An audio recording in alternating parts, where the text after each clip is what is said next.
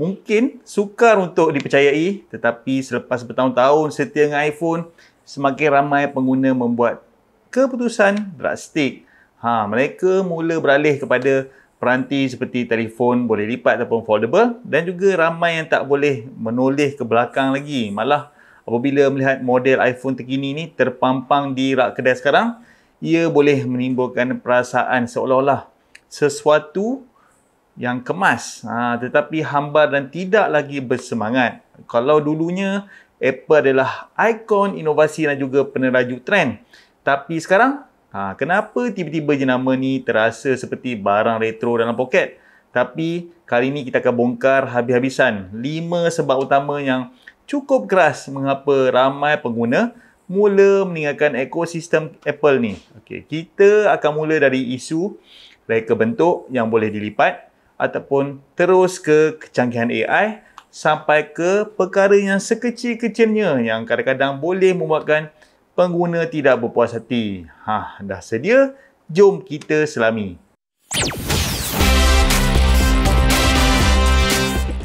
Hey, selamat datang ke Momok Tiup Inspirasi Kehidupan dan juga Makanan. Like, subscribe dan bell jika anda masih belum. Saya Mike daripada Fantografi.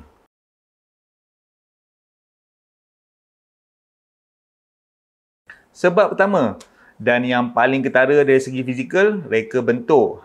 Lihat saja di sekeliling kita ni, jenama seperti Samsung sudah lama mempunyai siri fold mereka.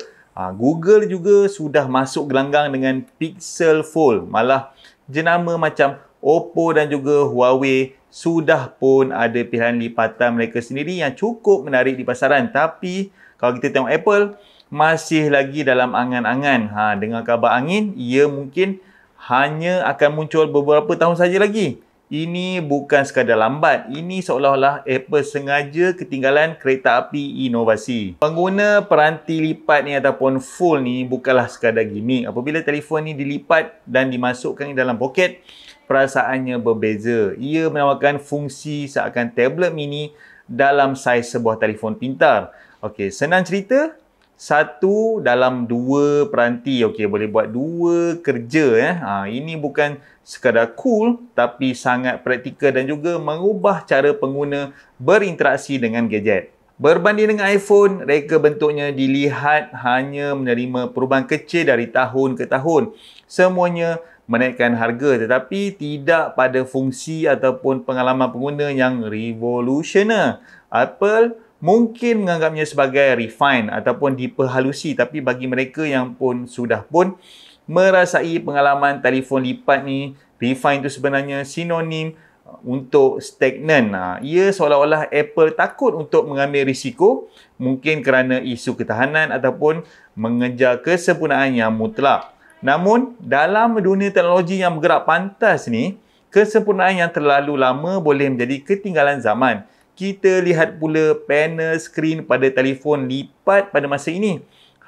Kebanyakannya sudah menggunakan teknologi 120Hz LTPO yang jimat bateri. Malah ada yang datang dengan sokongan stylus untuk produktiviti maksimum.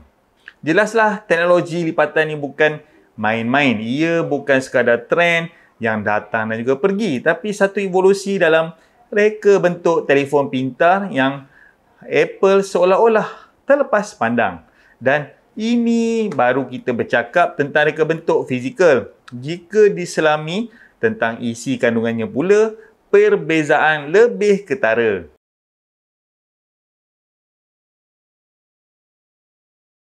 Sebab kedua yang menjadi punca peralihan ini, isu kecerdasan buatan ataupun yang sekarang ni kita glam sekali dengan AI. Walaupun Apple memperkenalkan Apple Intelligence dengan iOS 18, kemampuannya masih dilihat terhad. Sebagai contoh, cuba minta ia menterjemahkan laman web asing kepada bahasa Melayu semasa di luar talian. Ia mungkin tidak dapat melakukannya dengan baik. Ia bukan AI yang diharapkan oleh ramai pengguna. Di pihak Android, ciri AI seperti Magic Eraser membolehkan pengguna memadam objek yang tidak diingini dalam gambar dalam masa yang cakap terlalu singkat, dalam beberapa saat sahaja, seolah-olah magic.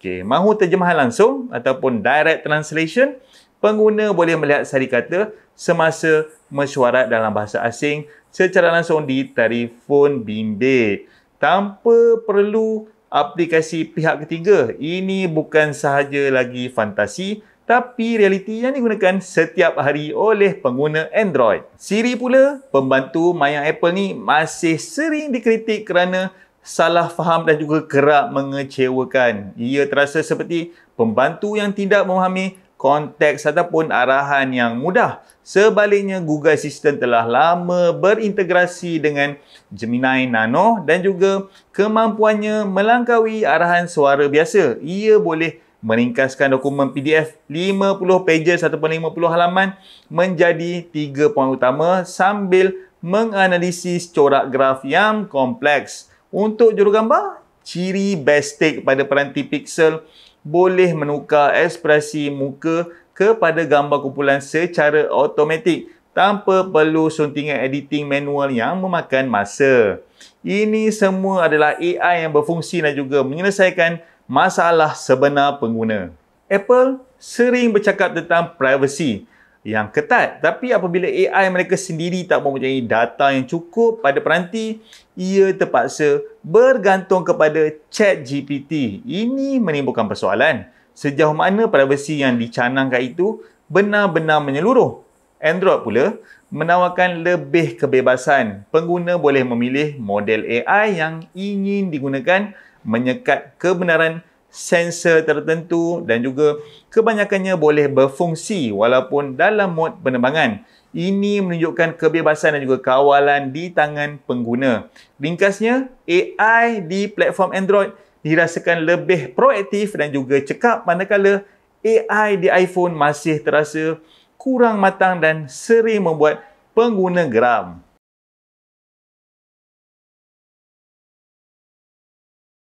Sebab ketiga adalah kebebasan customization ataupun customisasi. Ini adalah salah satu faktor yang membuatkan pengguna iPhone merasa terperangkap dalam kotak yang sama.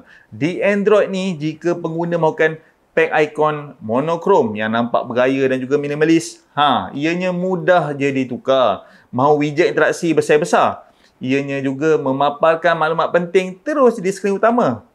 Boleh. Skrin kunci yang boleh memaparkan pelbagai notifikasi penuh. Senang cerita, semua boleh diubah suai mengikut cita rasa sendiri di Android phone. Manakala di iPhone, apabila iOS 17 memperkenalkan sedikit pilihan customization, ia disambut meriah oleh peminat Apple, padahal ciri tersebut sudah pun menjadi standard asas kepada Android sejak 2014 lagi. Ini menunjukkan betapa jauhnya Apple ketinggalan dalam aspek ini.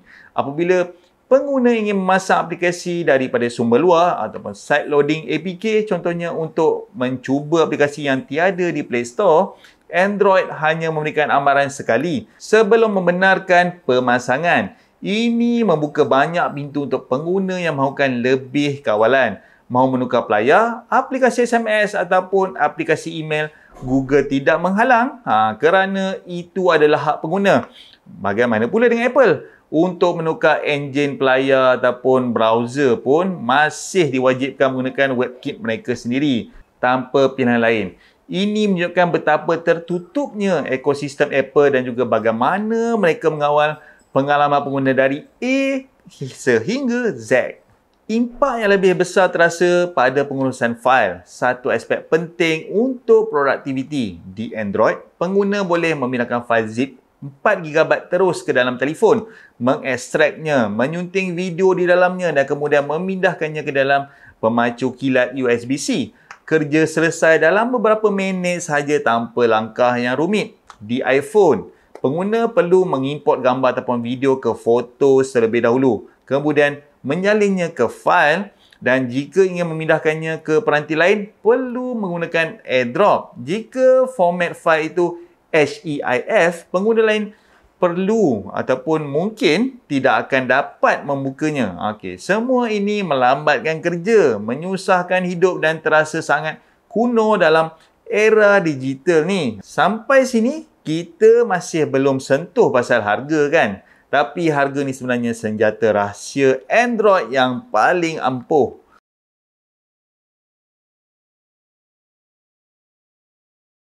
Sebab keempat, nilai untuk wang. Ini adalah titik perbandingan yang paling ketara. Okey, model iPhone 17 Pro Max 1TB yang paling premium, harganya boleh mencecah hingga RM7,999. Dengan harga segitu, seseorang boleh membeli motosikal baru. Okey, sebagai perbandingan, ambil contoh Galaxy A54 5G. Harganya sekitar RM1299, tapi ia sudah kalis air, mempunyai skrin OLED 120Hz yang cantik dan juga dijamin menerima kemas kini OS sehingga 4 tahun. Mana lagi baloi untuk kegunaan harian? Android menawarkan pilihan yang lebih bijak untuk dompet. Mahu flagship Android yang mantap, setanding ataupun lebih baik daripada iPhone? Pixel 10 128GB kini boleh didapati pada harga sekitar RM3,999 dan juga dengan voucher Shopee ataupun Lazada, harganya mungkin lebih rendah. Siri Samsung S25 juga menawarkan inovasi dan juga prestasi tinggi pada harga yang lebih kompetitif. Jika ingin bereksperimen dengan telefon lipat tetapi bajet terhad, Fold 5 terpakai yang baru digunakan selama 6 bulan boleh didapati pada harga sekitar RM4,500. Ini menunjukkan betapa luasnya pilihan yang ada dalam pasaran Android. Apple, ia hanya satu model terkini pada satu-satu masa dan harganya kekal tinggi sehingga model seterusnya dilancarkan.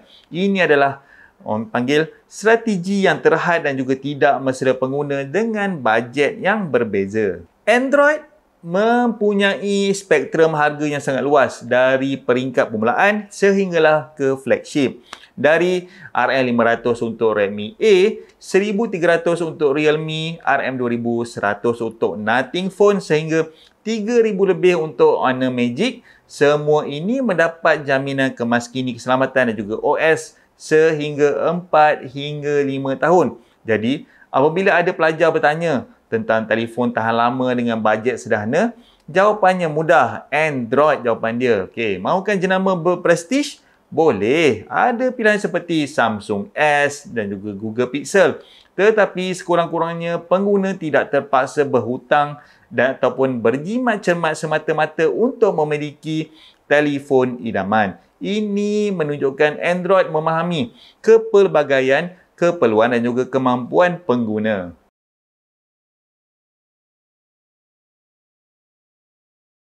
Sebab kelima, kekangan ekosistem Apple yang ibarat taman berdinding.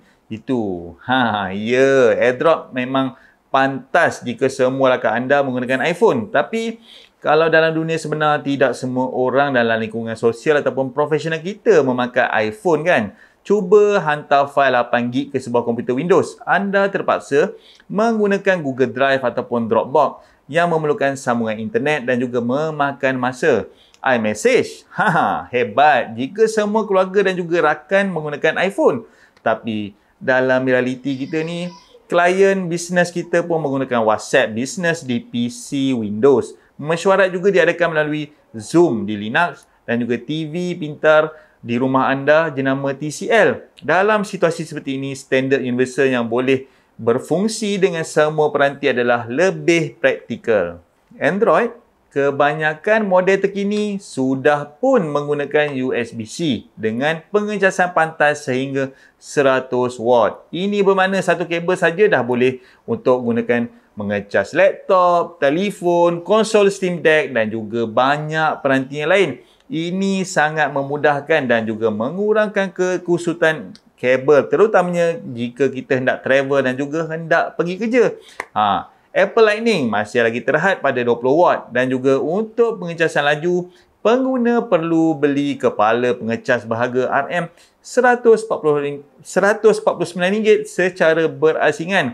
Ini bukan lagi soal teknologi tetapi prinsip, seolah-olah Apple memaksa kita untuk membeli aksesori mereka. Tambah pula bagi mereka yang bekerja menggunakan peranti hybrid, iPad untuk melukis, Windows untuk render video, Android untuk kerja di lapangan, integrasi Google jauh lebih lancar.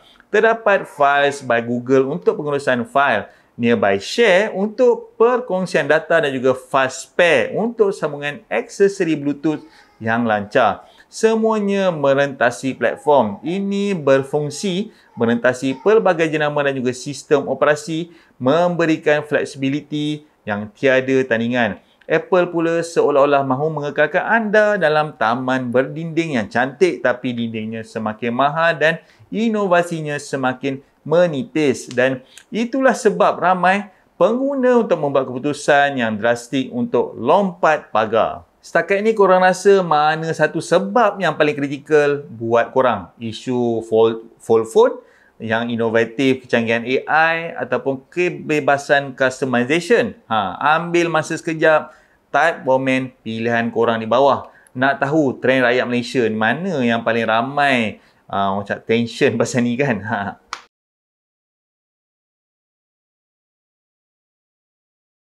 Okey, supaya kita adil dan tidak nampak berat sebelah, Apple tidak akan pupus esok. Sejujurnya dalam bab rakaman video, iPhone masih raja. Kualiti ProRes 422, penstabilan sensor shift yang mantap dan juga konsistensi warna yang sukar ditandingi memang satu kelebihan besar buat Apple. Privasi pada peranti mereka pun memang ketat. Ciri app tracking transparansi benar-benar memberi kesan kepada syarikat seperti Facebook. Dan jika semua gadget anda adalah Apple, contohnya MacBook, iPad, Apple Watch, integrasi dan ekosistem tu memang sangat selesa dan juga lancar. Fungsi copy di Mac dan paste di iPhone adalah satu magic yang memudahkan kerja. Tapi mari kita lihat realiti sekarang. Kelebihan-kelebihan itu semakin hari semakin nipis dan tidak lagi eksklusif. Pixel 8 Pro kini boleh mengeksport video 10-bit HDR terus ke DaVinci Resolve. Menawarkan kemampuan yang standing. Jadi sistem keselamatan NOC oleh Samsung juga disahkan oleh NSA menunjukkan tahap keselamatan yang sangat tinggi. Telefon lipat pun sudah mempunyai penarafan kalis air IPX8 dan juga menepis tanggapan awal tentang ketahanannya. Jadi kelebihan Apple dalam aspek-aspek ini bukan lagi monopoli mereka. Malah pesaing sudah pun mengejar rapat dan juga mungkin satu hari nanti siapa tahu akan meninggalkan mereka. Dan dalam dunia sosial hari ini semua orang menggunakan WhatsApp, Signal dan juga Telegram untuk komunikasi harian. Jadi iMessage dengan gelembung birunya bukan lagi senjata sosial yang besar seperti dahulu. Ini bukan lagi penentu status ataupun penerimaan sosial terutamanya di luar pasaran US. Jadi ya, Apple masih kuat tapi bukan lagi tidak boleh disentuh ataupun tak ada tandingan. Malah mereka sekarang yang perlu mengejar.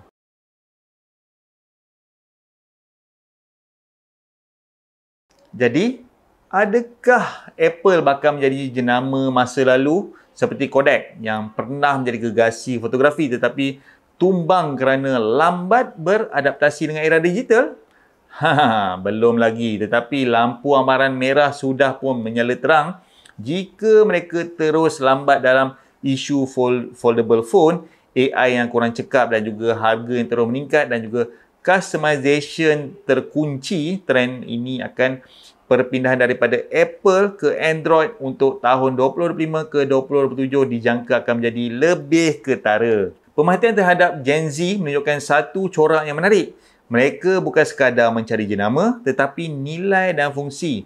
Apabila mereka mendapati peranti Android menawarkan fungsi yang dicari pada harga yang mampu milik dengan gaji kerja sambilan, mereka terus beralih tanpa ragu. Ini menunjukkan generasi baru mementingkan fungsi, nilai dan juga fleksibiliti. Prestige jenama tidak lagi cukup untuk menahan mereka. Apple perlu memecahkan skema lama mereka dan juga berinovasi secara drastik. Mereka perlu mengeluarkan telefon lipat yang bukan sahaja berinovatif tapi juga mampu milik. Mereka perlu membuka chip NFC sepenuhnya untuk kegunaan yang lebih luas, bukan sekadar untuk Apple Pay. Dan yang paling penting, mereka perlu memperkenalkan AI yang benar-benar berguna dan juga menyelesaikan masalah harian pengguna. Bukan sekadar gimmick untuk perbintangan. Jika tidak, jangan terkejut jika satu hari nanti logo Apple ni gigit tu hanya tergantung di kedai kopi sebagai hiasan estetik vintage. Bukan lagi simbol gaya hidup ataupun inovasi teknologi yang relevan. Terima kasih banyak-banyak guys sudah tonton sampai habis. Kalau video ni beri input baru ataupun buat korang terfikir 2 kali, jangan lupa tekan like dan juga kongsi di grup peminat iPhone. Biar mereka tahu dunia sudah bergerak ke hadapan. Nantikan video-video seterusnya di mana kita akan mengupas lebih lanjut tentang trend teknologi semasa. Jadi, tekan subscribe supaya tak terlepas. Soalan terakhir, adakah anda masih sanggup menunggu iPhone lipat yang entah bila akan keluar, atau anda akan teruskan hidup dalam era ini dengan teknologi yang sedia ada? Jawab di ruangan komen dan kita jelajah masa depan bersama-sama. Jumpa lagi guys di next episode. See ya, tata. Muah.